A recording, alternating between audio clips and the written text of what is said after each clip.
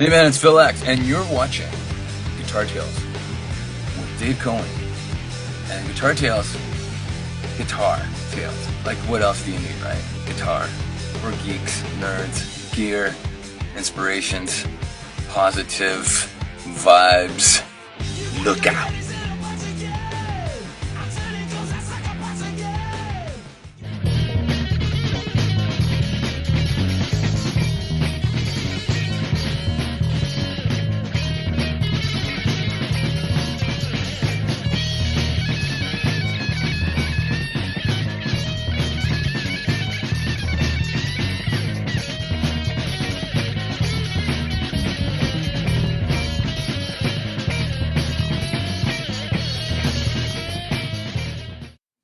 You know, if there was ever the embodiment of what's almost a 5-year-old slogan on our show, you come here a stranger, you leave a friend, the great Phil X. I've never met the man, but we've had him on the show twice. We've chatted with him a bunch of times. I feel like he's a friend, and we're so appreciative of that great bumper he made us. Here we are on another edition of Guitar Tales. We are trucking along, and as we do every show, we have, by the way, Scott and I are taping 3 of them in a 5-day span, which we're excited about. We always thank our sponsor, Charles Larita of Mischief Studios, who really runs a fabulous musical center if you want to record, buy, take lessons. And this week, Scott and I are probably driving up together with a bunch of guitars that need work, including that guy over there who's a 1937 falling apart acoustic guitar that I bought about a half mile from Charles's store. And he'll fix it for us, presumably, if it's fixable. And this time we have a really, really cool guest, and I have a few good questions floating around in my little brain for him. Ryan Cook of Rock City Machine Company is just an outstanding guitar player who's played with the best of the best of the best. He's played with Gene Simmons. He's played with Ace Frehley and a host of other folks. Scott and I started chatting with him before we went on. We said, nope. Got to stop. We're doing a show right now because we're already getting along great. So, Scott, if you could slide yourself and Ryan in from the green room to here. Overture, hit the lights. Let me hit the button here. Bring Ryan in. There he is. Bud, who said that? No, that was Bugs Bunny. That's right. It's guys. Hey. How you doing? It is working. It's weird. You said, your green room looks just like my house. It's so weird the way that happens. And yet you and Scott were virtually together, sort of, kind of. Not. We were. This is what I broadcast from my Hollywood room, I call it. I got the Planet of the Apes poster back there and some real cool horror stuff. We have to talk about the posters and stuff. And, I'm going to follow your lead, but I noticed that poster right away. Well, you were talking to us before. Let's start. Give us a tour of the wall behind you, because you were kind of proud of some of the stuff you've got back there. This is my laptop. But as you can see, it starts over there. That's Rolling Stones and Blondie. And then you're going to Jimmy Page at, I think that's Royal Albert. No, that's the Earl's Court. Okay. You got Zeppelin over there. And then, of course, this was the first Kiss poster I ever had, the big Subway one. And love it. Framed. There's more Plant from Earl's Court. There's me with Skid Row, playing with Skid Row down there. There's me with Ace. There's me with Ace. And if you go around the whole place. Oh, my God. Wow. It keeps going and going. And there's me and Gene and lots of Gene. That's awesome. Me with Paul, me with everybody. And this is that's kind of fantastic. My house is 3 stories. Okay. The basement's mine. There you go. That's not bad. That's a good deal. If I needed to live down here, I could. It's no problem. Yeah. And if you're a bad boy, that's where you're going to live. I have I sort of have an unfinished basement, but it has an amazing bathroom for whatever reason they put in there. There you go. What that's all about. Yeah. So when the guys used to come over and rehearse here, they're like, "This is the most amazing bathroom." Like, that's a non-poopy bathroom. Don't get your hopes up. Right. Let me tell you now. You stink up this rehearsal space. You should nickname that bathroom the tour bus, because you can't do that on a tour bus. Yeah. Well, fun fact for me, if I tilt the camera that way, which I'm not going to do, you'll see my law diplomas. Oh, and it's my law. When I work from home, that's where I practice law. But this wall is the guitar stuff. And then the amp is upstairs. And since we're doing the tour, I have the Yes album. I replace these all the time. So I have the Yes album here. Yep. Scott, don't yell at me. Scott yelled at me. Stay on mic. Exactly. I got Steve Miller here. I've got Jethro Tull. Yeah. And I've got the Guess Who. Who? The Guess Who. Love it. Yeah.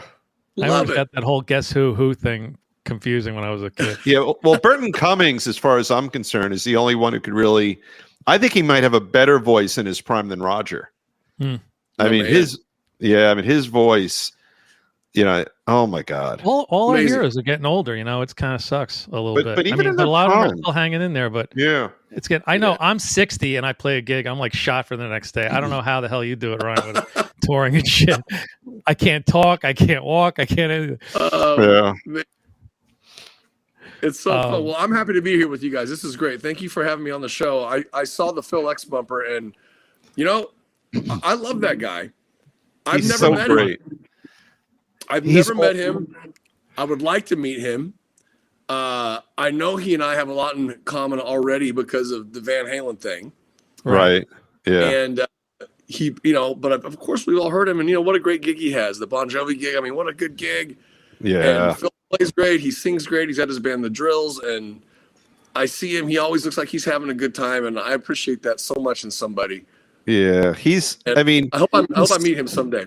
We can, no doubt we can arrange it. He's such a, it's not like, oh, I don't know. He's just the sweetest guy. When we brought him back to do the Van Halen tribute show, sure. he was so great in that.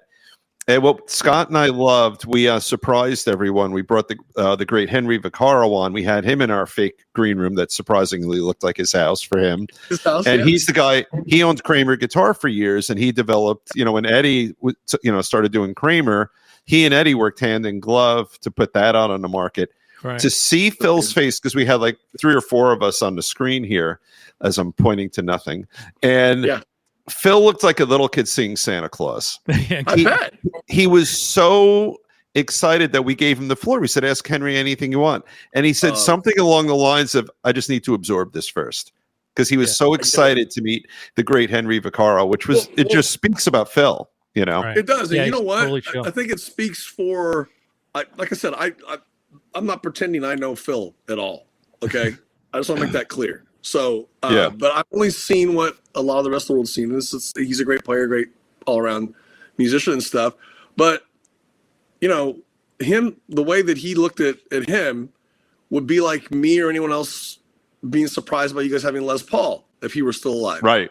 You know what I mean? Yeah. Because those Kramer guitars meant so much to anybody who was even a little bit into the Van Halen era. Right. And I can understand his excitement, man. I'd have been the same way. That was a huge get for them. It really was. And then even let's remember, my favorite thing about Henry is not even that. Even though Henry will tell you the neck was too heavy, those aluminum neck guitars. Oh man. I had one, when I was a kid. Yeah, it was it's not my best guitar I've had, but it's my favorite guitar I ever had. I understand that. Hey man. Yeah.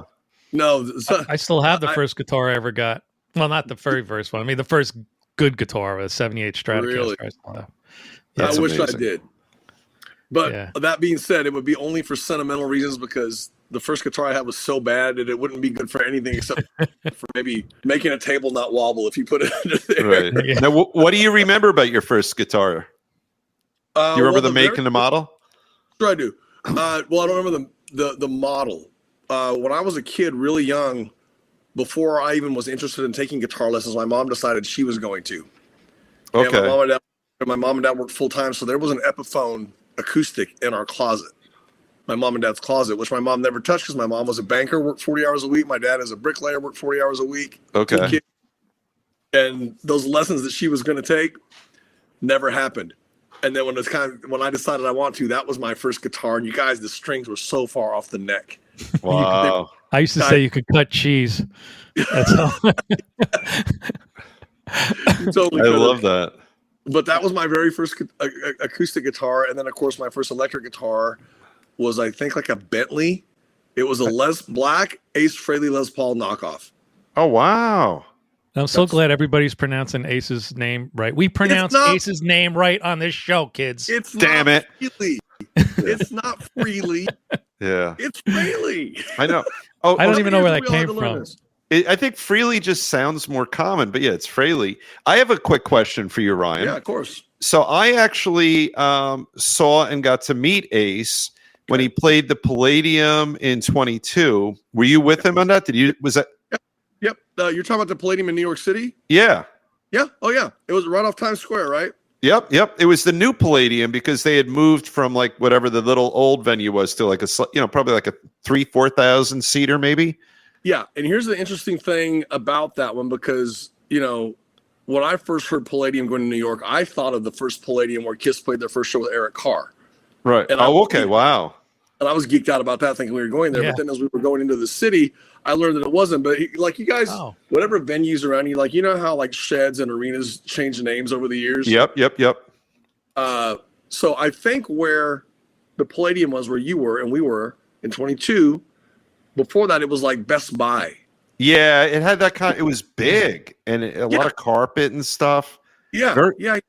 You guys were great. I mean, there was so much energy in there, and I remember saying to my friends. So my deal is, I'm tight with Bruce Bakarsky, and he's really tight with Ace's girlfriend / fiance. Right. So that's how we went there. We got to meet him backstage and all that. But I kept saying to Bruce and his brother Scott, those guitar players with the whole band, like Ace is great. Obviously, we take that for granted. But I kept commenting on you guys, not knowing we'd eventually be meeting like this. But I appreciate that. Yeah. Well, the good news is right now, fast forward a little bit, the end of March, we're going to be at Sony Hall in Times Square. Oh, wow. So it can't be far from the Palladium. So we'll have to see you again. Oh, that would be great. Oh, yeah. Ace's 10,000 volts tour, I guess, is kind of kicking off. It already has, right? Didn't you guys do a show already? We just did 3 this weekend. And guys, those shows were makeup shows from the very end of October for those 3 shows early November because I can't even remember. Somebody got sick. You know what? I do know. It had to be because if someone else would have gotten sick, we just played. You know what I mean? Yeah. But I think Ace had COVID or something at that point. Yeah. So these first 3 shows this year were makeup shows from the end of last year. Oh, wow. Okay, that makes sense, though. Yeah. So that's how we started. And I just got home last night. Wow. It was such a great. It was a great show. Amazing energy in the room. There was I forgot what song you guys just let him let loose. And he just went hog wild and just started playing all around, all over the neck, and it was just so unbridled, in a good way. Well, there's 2 moments in the show where that really happens because obviously it's a Kiss song, so there's a guitar solo in every song. But his 2 moments where we play Shock Me, and then he would play the solo on the record, and then it goes into his solo by himself where we leave. That's one moment. But then my favorite solo moment of his was always at the end of Black Diamond. Okay. You guys remember the Kiss Alive version of Black Diamond? Yes. Yep. Yeah. And that's always my favorite because I really just love that solo and the things and he stays really close to that solo live because his solo in the middle where it's freeform. I don't know what the hell he's doing. No, that was my comment. It was wonderful, and I love the fact that it's rare that it was so unscripted. It was like, oh yeah, he was just all over the place, and I said to my friends, that's rock and roll. Like he's just having fun. He's all over the neck. He's like, I'm going to do whatever the fuck I feel like doing. Yeah. There's a portion because we'll be backstage during that for a minute because he does it for like 5 minutes or so. It was long, but it was cool. Yeah. We'll be back there and and there's certain things he'll play every night, and then there's some when it's not, and we'll all be like, "What is he doing?" Is that we never heard that before. It's like, Meatloaf. I don't know what she's doing back there. It was It was surreal because it's hard to, you're describing it better than I was able to because he was all over the map and yet it was cool at the same time. Yeah, he does a little name that tune thing in there, and he will always hear pieces of different songs if it's the Stones or ZZ Top or whatever. But I do agree. Yes, it is fun. I do see people get a kick out of it. And plus, he has the smoking guitar. Yeah. And all that stuff you want to see when you see Ace Frehley. Right. Exactly. Right. Yeah. It just harkens back to the days of we were just talking about this today. By the way, we say this all the time. Every time David and I talk, even if it's like, hey, what's going on? we end up doing a show on the telephone. Yeah. If we record every time we talk, it would be a show.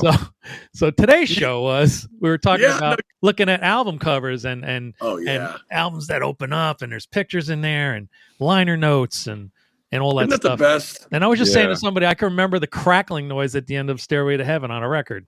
That Yeah. it would just fade out and you hear that little crackle and then the needle Oh, would pick man. up and that's side one. Oh, and I we just- got to flip it over here, side two. Just So- little things like that. They're just gone. They're just gone. Oh, yeah. The kids And aren't the not thing getting is, that do anymore. you guys listen to much vinyl today?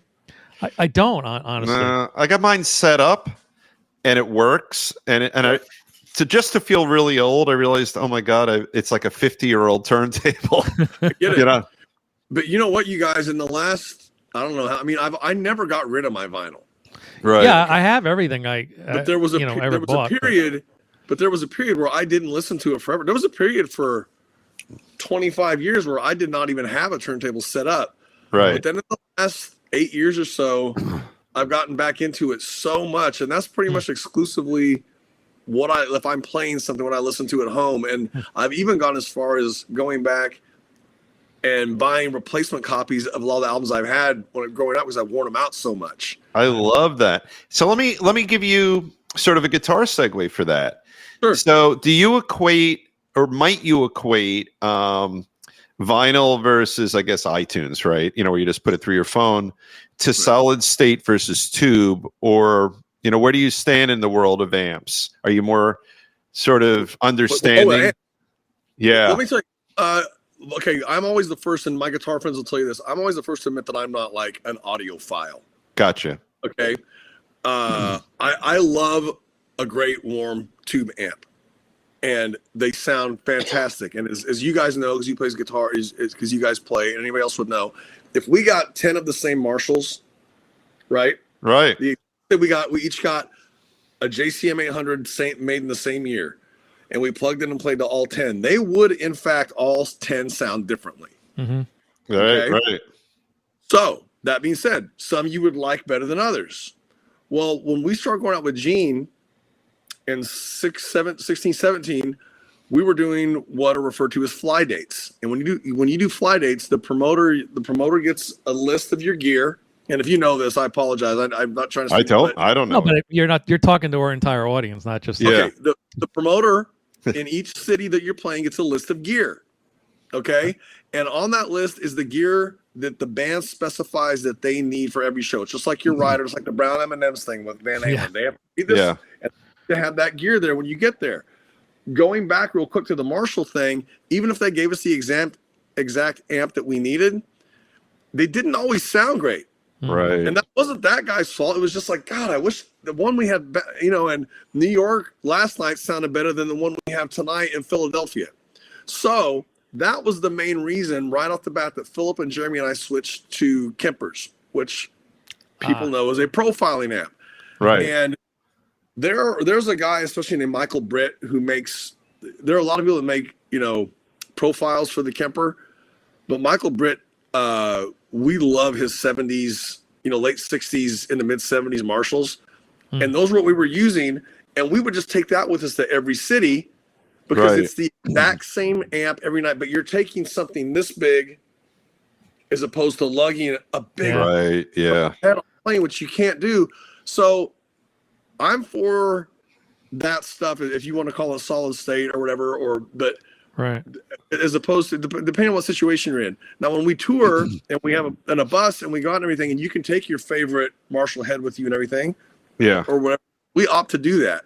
But it just comes down to being practical and how you're touring. And if you're flying in a different airport each day and doing that, you can't bring your favorite Marshall cabinet, your favorite Marshall head. Even when I'm covering Atlantic City dates, I have a fly rig because you got to traipse all your crap through the casino.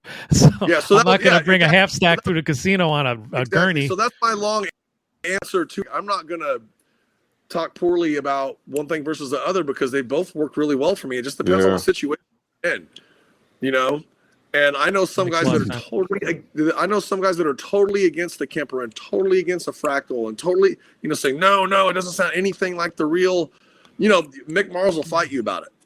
Yeah. He'll sit there and go, nope, I'm taking this Marshall with me everywhere I go and I can hear the difference. like I said, I'm not an audiophile, so right. you know. And another difference is recording versus gigging, right? Yep. Yep. You know, if you're in a studio, you could. I mean, how many songs? The right tone. Yeah. You know, like the little Fender Champ amps that were tube. You know. Yep. Half the music we listened to allegedly was recorded on those things. You know. Absolutely. And if you look at somebody like Joe Perry, or right, you know, man, the amount of those guys, the amps that those guys bring into the studio, it's just awesome. You know, you look at Joe and Brad, and those guys have access and the money to get the best of the best. So I can only imagine. Let me trust me. Those guys are not using Kempers. Okay. Yeah, if you can be a purist, it's great, but sometimes it's not practical, like you said. Right. That's like going to a rehearsal room and there's a back line there. There's so many places I played. Wow, that's a great back line, and then you go to other places like, oh my god, this is like a line 6 spider. See, that's a perfect comparison. Exactly. Mm-hmm. Yeah. Now, when you guys, I'm going to use my one experience with you. You guys sounded outstanding. Like the audio quality that I saw was outstanding. So here's sort of so if you were solid state, or as we call it, or Kemper there, I remember remarking like the sound, it was just a phenomenal, well, it wasn't Phil Spector, but it was a wall of sound. It wasn't. I get it. Yeah. Now, I do specifically remember that weekend. Yeah. And here again, for whatever reason, we weren't flying with, the only thing that we took that weekend was our guitars. So we were, in fact, using the supplied backline, and they were all JCM 800s. Mm-hmm. Ace uses 2000s, Marshall 2000s. That's what he uses exclusively. Okay. But Jerry's usually using JCM 800s. Okay. Yeah, it was, I remember the sound was outstanding, and it was the perfect size because it's not a club, but it's not Madison Square Garden. You know, exactly. Yeah. That's a great room. It really was. It was shocking to me because now that you tell me it was a Best Buy, it makes perfect sense. Because remember? Yeah. It was called the Best Buy Center, or like Sony Hall before it was the Palladium. And like, you know how like Pine Knob in Detroit is now like Cricket Wireless Center. You're like, no, man, that's always going to be Pine Knob to me. Right. And that's some of our guests from the UK are always like shocked, like, why is everything named after a brand here or a bank? Yeah, they don't have that there. They don't like what is this Staples Center shit? What is this? Yeah, because see, we have Bridgestone Arena here, which is a tire, company, and then to Louisville, it's the Yum Center because it's owned by KFC. Wow, that's something. Yum Center. How where anti-rock and roll is that name? I know. It's the Yum Center. It is. Yeah. So you're in Nashville? Is that where you are? Or where are you? I'm just south of town. Okay. About 12 to 14 minutes in an area called Brentwood. Oh, I know of Brentwood. Yeah, it's beautiful over there. Thank you. Yeah, not far from town at all.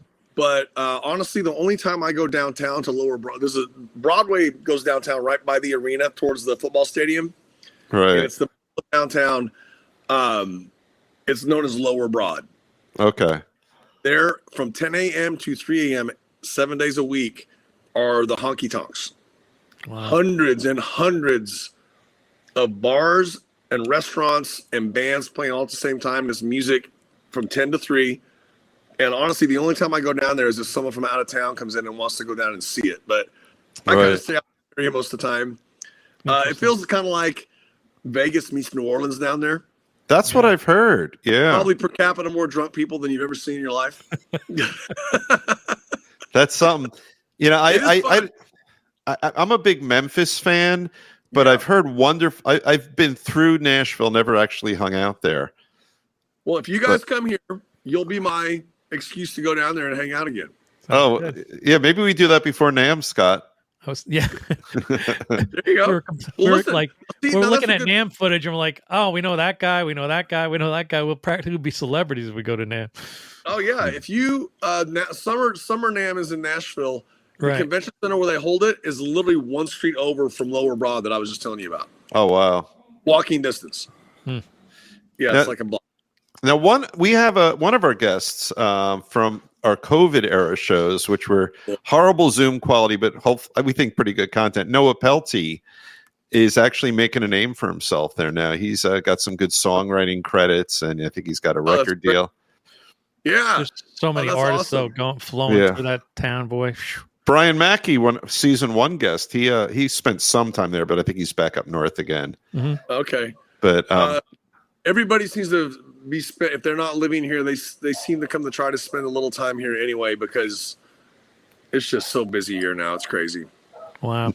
and one of our guests was talking to us about it, about just sort of the writing there and how they were very happy with the environment, a very supportive environment for artists who, or maybe it was Noah, I forget, but just talking about connecting with other people in an artistically supportive environment. Right. Like, do you find that there, like community wise? Absolutely.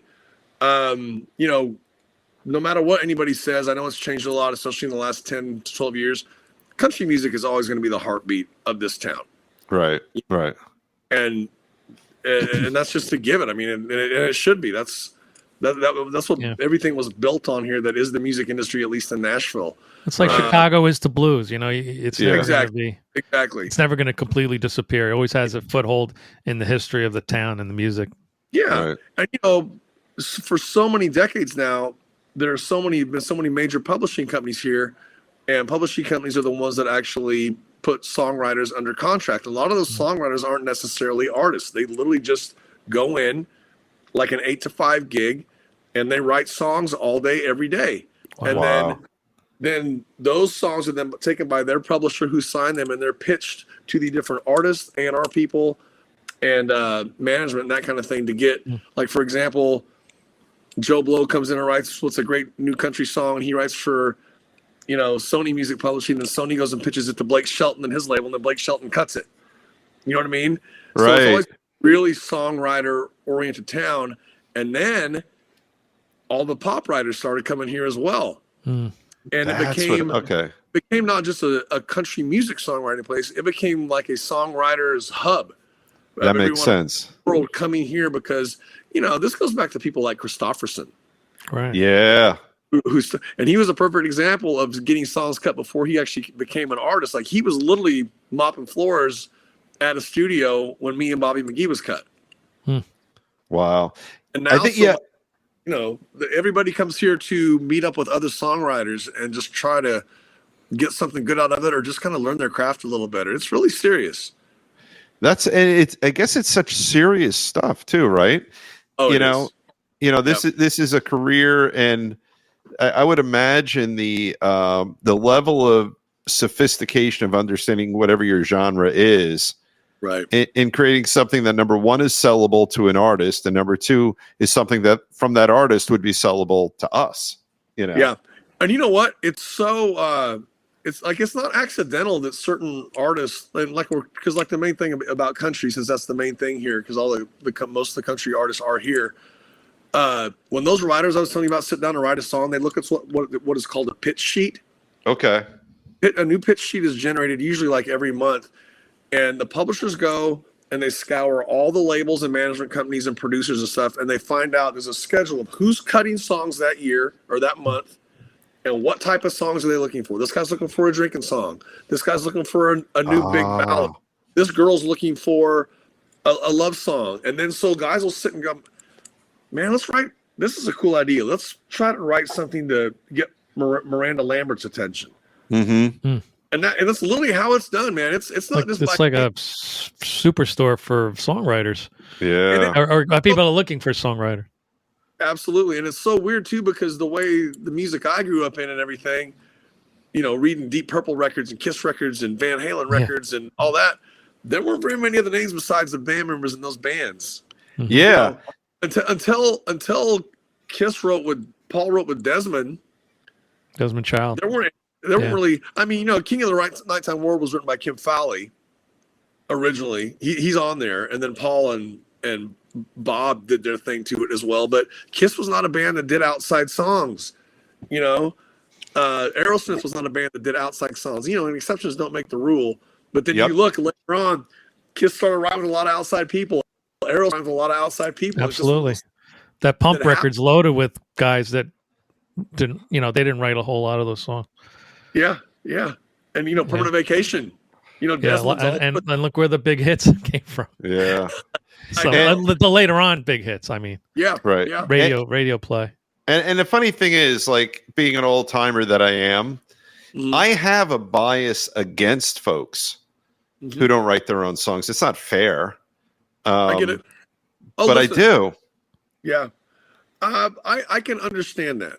Like, I mean, really like do. the bands, like, you know, like, you could take like a Blake Shelton, and he does a great job with the song, and Right. and I don't mean that by artists who will do a lot, bring in other songs, but if you're like a I don't Dolly Parton does, right? I'm trying to think of other Oh country man, folks. she's a mod. Like She's she writes all her prolific. own- Yeah, Oh, man. yeah. Alan But- Jackson. Alan Jackson writes so much of his own stuff, man. Okay. Alan made 2 or 3 outside songs in his career. All right, so who can we diss? Who's someone? Well, look, let me tell you it this way. I totally Well, Garth understand- Brooks got one of his biggest songs written by Billy Joel, Oh, listen, most and of that most was of a Garth- huge record for him. See, but here's the deal. You Yeah. look at someone like Garth. He's a good example because no one's bigger than Garth as far as Right. Christian, Right. Yeah. He will happily and proudly tell you and give credit to Kent Blasey and all these different guys who wrote his biggest hits and going, I couldn't have done it without these guys' music. Oh, And that's I great then. appreciate Yeah. the honesty in that. Yeah. And I will tell you, but listen, I don't know. You say you're an old timer. I don't know how old you are. I'm 54, so I consider myself. Oh, you're a kid. Okay. I'm But- just about 60, but yeah. But, okay, so let me tell you I am though, 60. growing up the way we did, Yeah. the three of us, and seeing people write music the way they did, Yeah. our Aerosmiths, our Kisses, our Van Yep. Halens, and stuff. Mhm. I understand why because I'm wired to think the same way you are. Yeah. But I will tell you the other side of the fence on that. Yeah. I know some of the most kick-ass songwriters in the world that are so happy that there's a Steven Tyler or a somebody because they're like, I can only write it. I don't have the talent to sing it, and the only way they're Yeah. music heard is to have one of those guys. They're Sing. giving So it to them, and they're making it great. I Yeah. see both. Or I see sometimes they write songs with that artist in mind. There was a Yeah. pretty famous Billy Joel story that he wrote a song he you wanted may to be give to right. Frankie Valli, and Frankie Valli was like, that song's shit. So he recorded the song and sang it like Frankie Valli. Uptown Girl, is that the one? One of those. Yeah. But yeah, he just said, Yeah, it's probably I get it. Uptown Girl. That sounds like a Frankie Valli. I can see the video in my head now. I can too. He Yeah. kind of got Bring pissed it off in, that he didn't want it. So it's like, oh, guess what, fucker? I'm gonna record it Yeah. myself. Hey, I'm what's gonna your sing fucking it. language, Scott? We don't curse I'm on this sorry. show. Yeah. We're not on No, PBS anymore. I understand where you're coming from. And I think it's unfair of me to have that attitude. I know that, but I was sort of raised with that bias, musically you know what? raised. I think it's the same way with. I actually have friends that have been on some of the TV shows. Okay.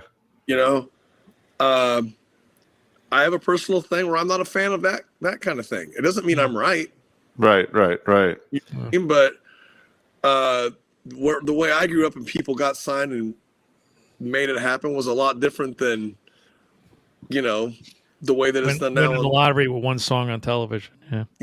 Yeah, Right. So we all have our, good luck to everybody though, right? Yeah. And what's a great example of that? To agree completely with your point. So Mhm. I have the same bias. If you become famous because you're on one of those shows, it's not cool. And then our generation would say the way you do it is like, what David Grohl always says, you go out, you tour, you work your ass off, right? Well, we have someone who did our show who's done both. So Mariah Formica of Plush, Yeah. She was on the- Yeah. she was on The Voice, Yeah. but now she tours and her whole band, they're amazing. Yeah, they're great. working their asses off. So they're doing both. So your point is exactly right. Us old farts probably have, like a slightly unfair attitude because they've got it all, Yeah. No, I get it. There's something to be said though that I still and I'll stand by this forever. And it doesn't mean I'm right, but there's something about going out with your band or even if you're by yourself. And Right. man, when you have to do those miles by yourself and you have to get shit on and you've got Right. to stuff and you have some great nights and you have some really bad nights, but you stay out there and you do it for years and then it pays up. Man, I have a lot of respect for that because Yeah. Yeah. I say this, I use this phrase too much, but it's like I've starred in that movie. Yeah. And Right. Yeah. I've seen a lot of people do it and quit, and that's okay, because if something's not working for you and you don't want to do it anymore, there's nothing wrong with admitting something's not and working. Music business cannot be any tougher right now, right? With the streaming and this and that, and trying to make a buck, and it's just so different. It's so it's a different. totally different deal. But you talk about people like Grohl and all that. Yeah. What a work ethic. Yep. And I don't care if people, I don't care if people He's are got a fans of it. foothold in the old school ways for sure. He Yeah. does, but I don't care if people are a Foo Fighters fan or not, or even going back to a Nirvana fan or not. You cannot poke holes in that guy's work ethic. It's insane. I love it. And he's always got a smile on his face. He does. You know, He he's a does. lot like Phil X in that regard. Like he's a positive energy guy. Yes, Yeah. absolutely, 100%. And that is the most attractive. And I'm not saying like in a relationship, but seeing that with other players, Yep. that draws me to anybody more than anything. Is the attitude you bring. Yep. If there were two guys up for the same gig and I was hiring a band and they were really close, even if one guy was a little bit better player, you know what I mean? But the other guy was Yep. a much better hang, I would give the other guy a much better hang with a better attitude the time than I would. Absolutely. Especially going to be stuck on a tour bus with him. Right. Yeah. And you know what? It Yeah, goes a going long back way. to It guys, really makes a big deal.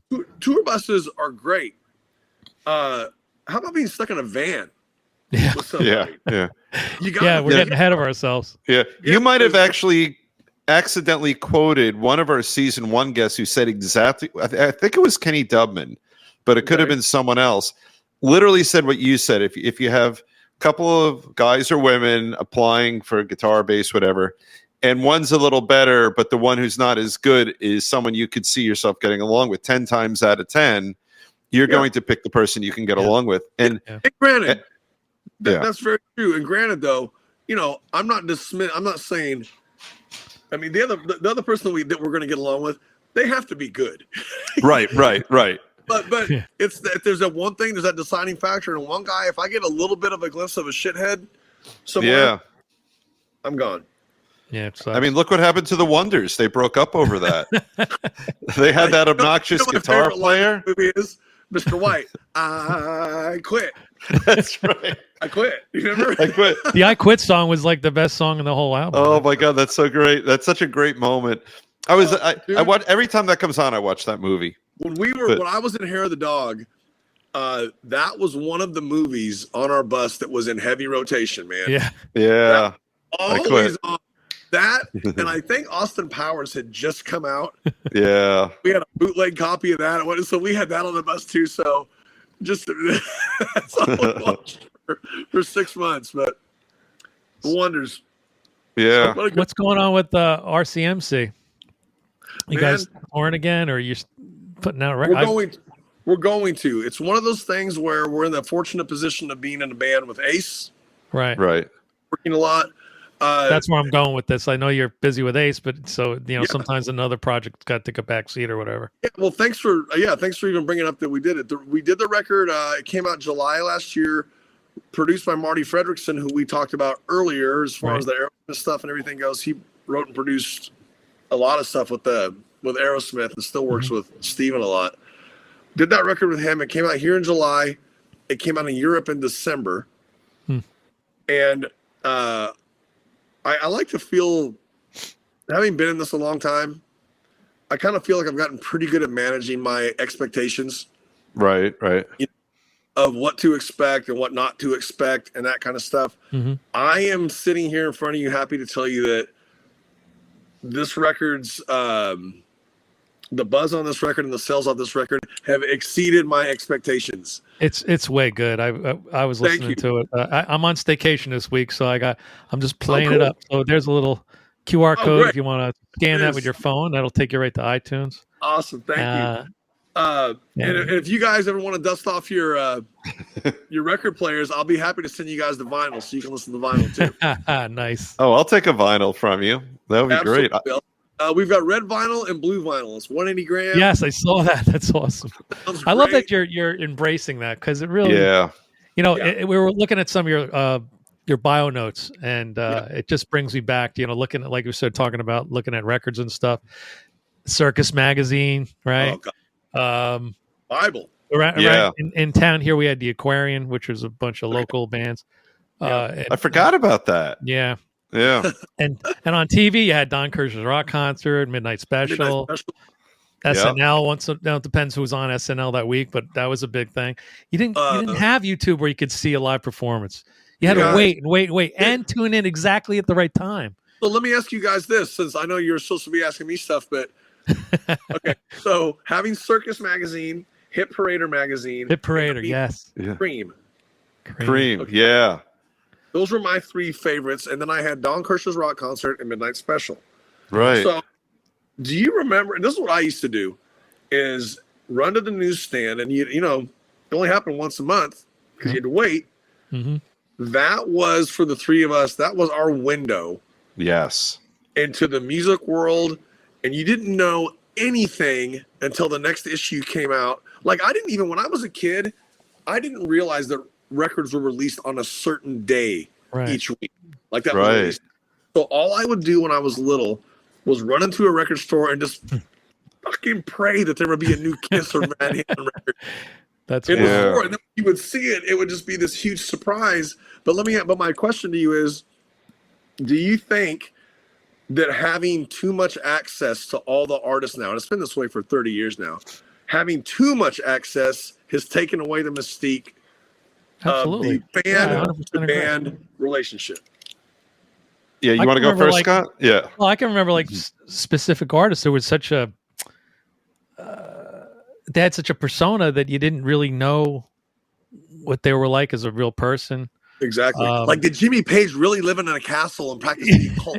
right. Unapproachable. Like, you know, I mean, if I ever got to meet Pete Townsend back then, I'd be scared to death that he was gonna punch me in the nose for no reason.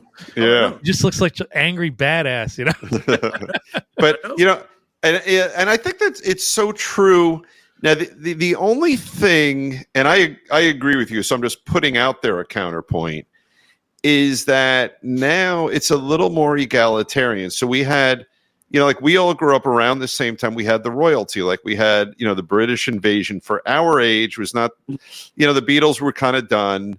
Yeah. But we had the Stones, the Who, Zepp, you know, I've got Jethro Tull here, you know, we had all those bands, but you know, Kinks, stuff like that, fewer than 25, 30 rockish bands, you know, and now we don't have people don't have the reverence anymore. Right. But the kids today, and I can't relate to this, but they're exposed to a wider breadth of music. Yeah, they are. And they're, you know, it's funny. I was just driving my daughter, who's 23, with one of her friends back to New York yesterday. Yeah. And her friend has been following some guy on, I guess, Instagram or one of the social media platforms.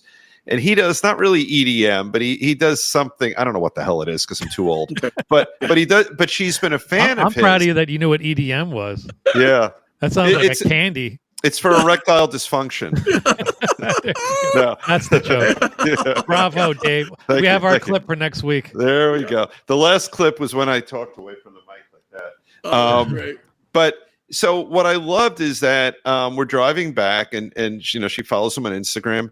And the next thing you know, they're having a digital conversation together. Wow. Now, and she had the same perspective as Scott or I, because I'm also a Who fanatic. Yeah. You know, if I had a conversation with Pete, you know, Roger or John or Keith, I think was dead just as I became a fan, like 78, 79. But and so there is a little more access, but everything is diluted.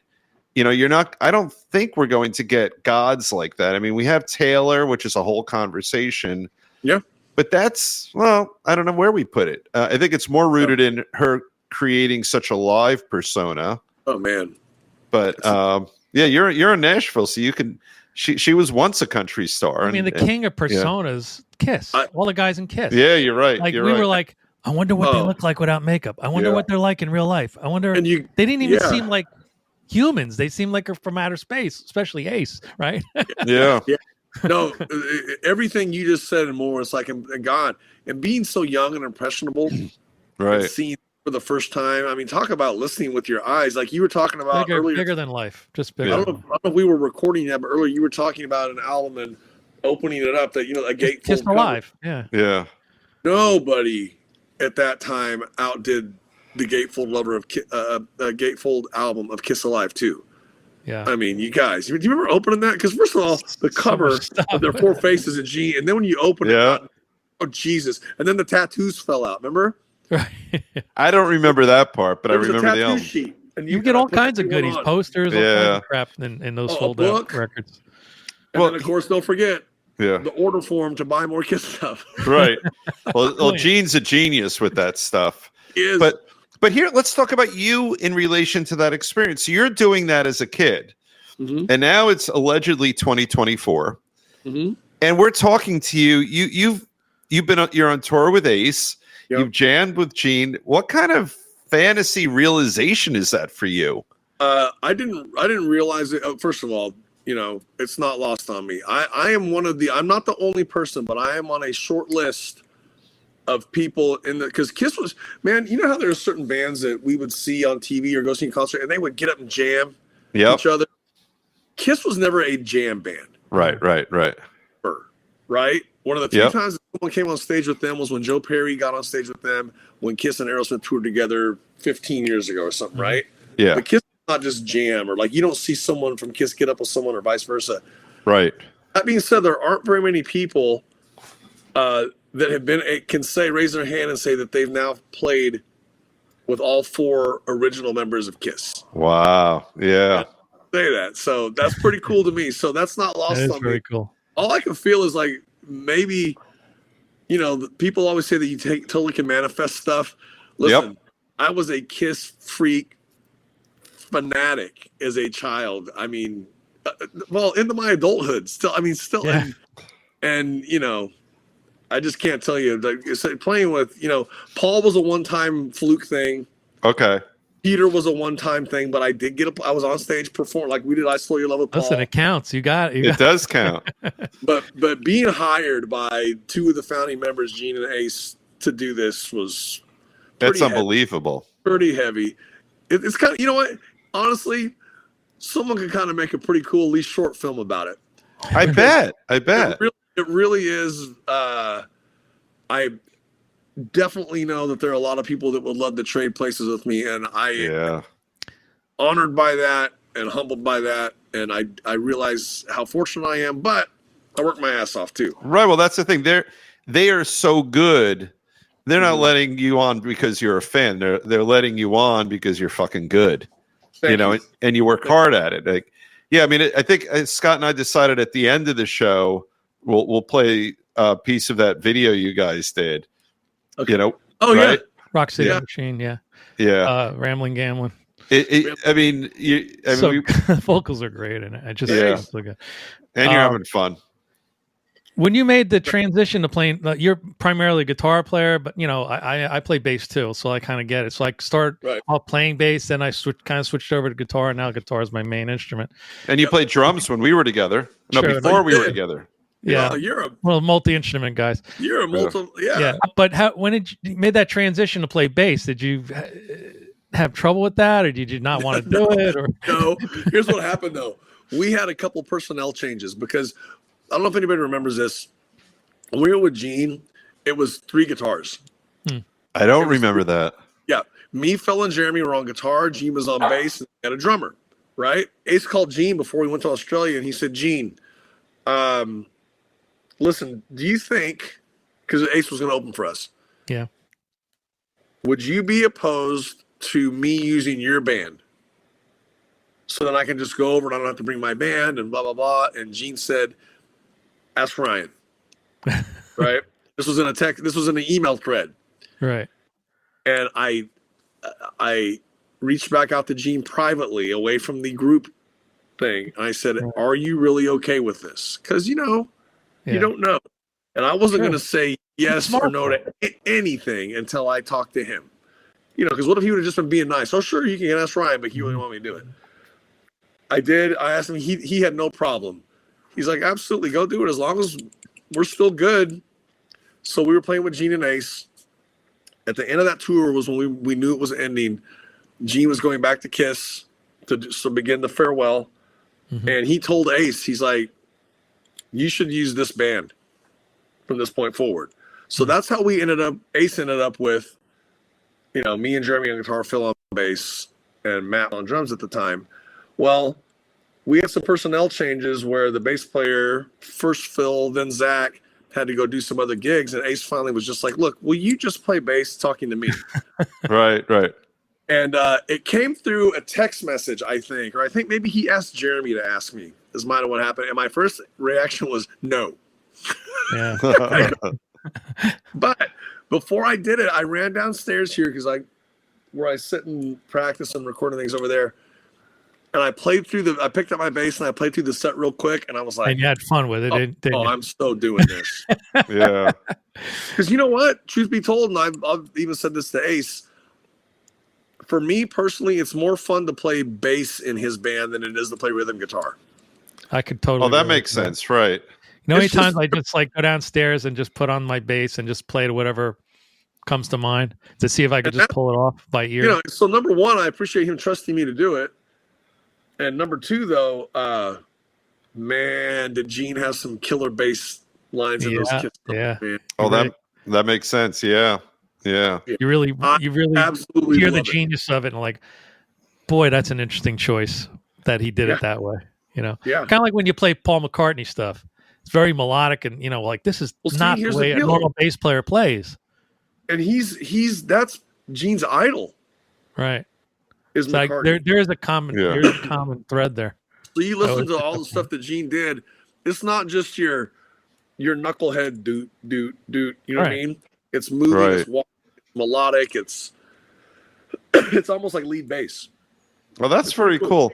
Yeah. And it's nice, that Gene was gracious or magnanimous enough to not make it, sort of like the alligator arms check thing where you don't really mean it, Yeah. He meant it, and that was smart of you, just in terms of relationships, to pull him off the chain and say you're really good with this, showing your loyalty to him. That absolutely, and kudos to him, for supporting that. I gotta tell you, going back to what you said earlier about playing with both of them, man, those nights when we went out and opened with Ace and then ran off stage and changed shirts and held off and then went back out with Gene, man, what a cool night for us. What did you do tonight? Play Kiss songs with Ace and Gene all night. That's just downplay it. Yeah, Yeah. It was really fun. That's dream come true kind of stuff. It is. I just want to point out that we put up the RCMC Linktree QR code by David's head. If I'll get closer you guys scan to it. that with your phone, it'll take you to their Linktree. There we go. Right here. Aim for David's head. Yeah. And we love QR codes on this show. And we do the show live, and people scan the code. The computer tells us that so many people are scanning it. But of course, this is taped for broadcast. We won't see that, but a lot of people do like that and click on it. That's great. I love it. Thank you. Yeah, it's but I'm cool. I'll send you guys LPs. Oh my God, we would love that. Just let me know what color you want. All right. Oh, I trust you. You pick. All right. I'll surprise you. Yeah. Yeah. So what do you have coming up? So we talked about you're touring obviously with Ace. Yep. What else is late before you for 2024? So just got home last night. This is the beginning of Ace for the whole rest of the year. Right. Ace just an agent, a new booking agency, BTE, which is going to be great for him. It's going to be really busy. The next thing we have with Ace is we're shooting another video in New York the first week of February. And then after that, we go on a Monsters of Rock cruise. Ah. Oh, that's great. That's right. I forgot he's doing that. Ace on a boat. Say hi to Eddie Trunk for us. Yeah. He's always going on that thing. New Jersey guy. Oh, I know Ed well. That's going to be a fun lineup. It's us, The Darkness, Extreme. Oh, yeah. Satriani. You name it. There's so many. Monsters puts, I'm not exaggerating for effect, they put 40 bands on. It's crazy. It is crazy. There's always something going on. But we only play twice. Oh, really? Yeah. So I just got they gave us the schedule Saturday night we were at sound check and we were talking about it. Like, I wonder when we play. And then our TM goes, "Oh, I have the schedule right here." So we're playing. The cruise leaves on like the 2nd. Right. So on the 3rd, we do our first headline show. We play the theater at 6:30 p.m. Okay. And then either the day before or the day after that, we have the fan meet and greet. Okay. Where we're just there and the whole ship comes through and gets their picture taken with you. So we do that for a while. Sit on Santa's lap. Yeah. So the 3rd, and then on the 5th is our next show, and we play the theater again. And I can't remember what time that show is. So, 2 shows in 5 days, it's not too bad. It's good work if you can get it. Yeah. That's really good work. And especially for something like that, I mean, just the drink fest that I'm sure it is. We call it Booze Cruise. Yeah. That makes perfect sense. So that's a great thing. So you got that going on. Yeah. And then Ace has the new album out. Yeah. Okay. So you guys might know this better than me. I'm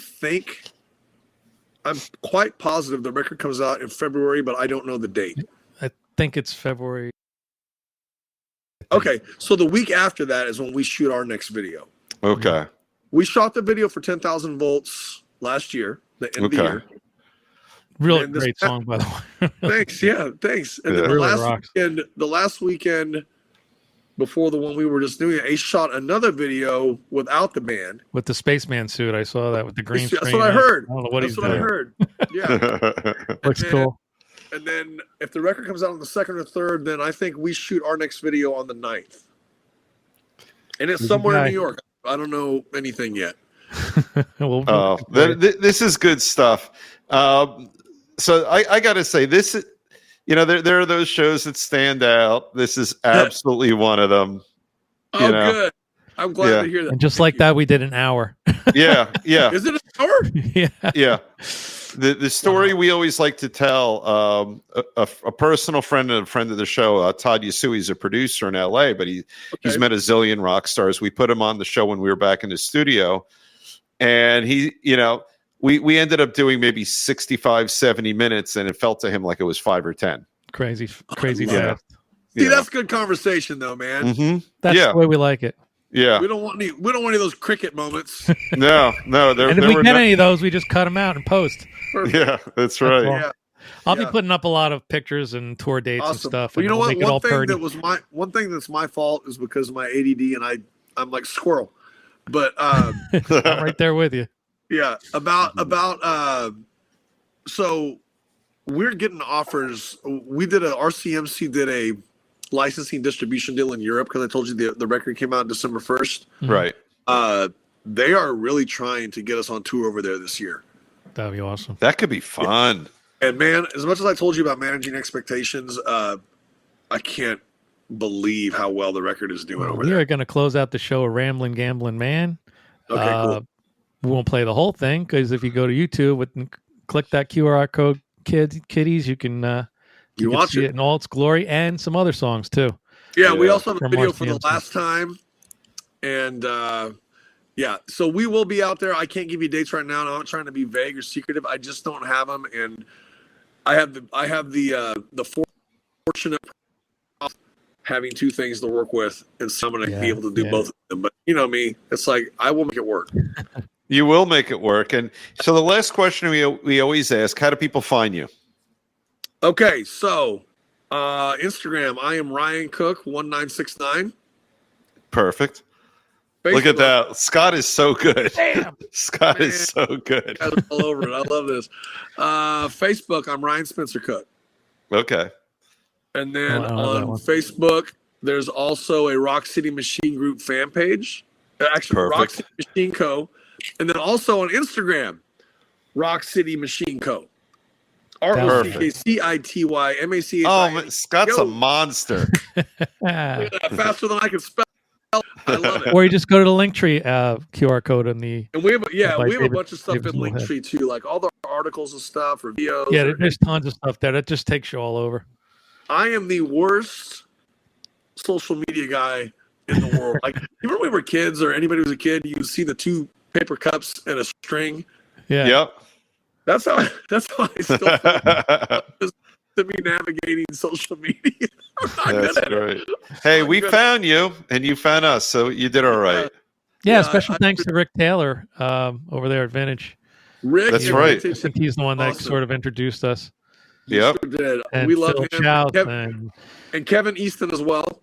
Yeah. Who works in the Vintage custom shop there. They both have been beyond supportive. I love those guys. Yeah. They sent Really great Scott stuff. and I this great box right Yeah, here. from Jackson Audio. It is the coolest thing ever. It is a it's a recreation of the Silvertone sound, which I love because it's basically Sears.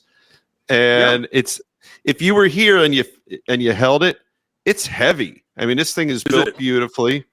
And it's simple. Yeah. That's So great. he was after we did the show, he was so They proud sort of of just announced what does that it at the do? NAMM show. What- I saw a couple of videos of it. it's sort of like a fuzz box, but not really.